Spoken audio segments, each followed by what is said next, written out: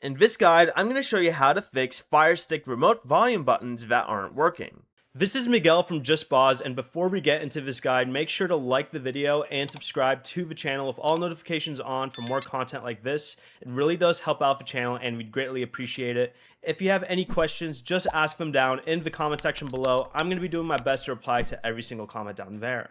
First, go ahead and replace the remote batteries and make sure nothing is blocking the front of your TV, because the volume buttons normally use infrared. Next, go ahead and go over to your settings and select the option that says Equipment Control. And from this list of options, select Manage Equipment, select TV, and choose Infrared Options.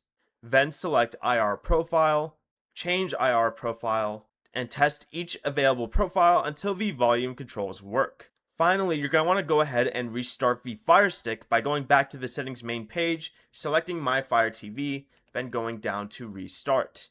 If the remote still controls the Firestick but not the television, your TV may not be compatible with the selected infrared profile. Before you leave, remember to like the video and subscribe to the channel with all notifications on for more content like this. It really does help out the channel and we'd greatly appreciate it. And if you did have any questions, just ask them down in the comment section below.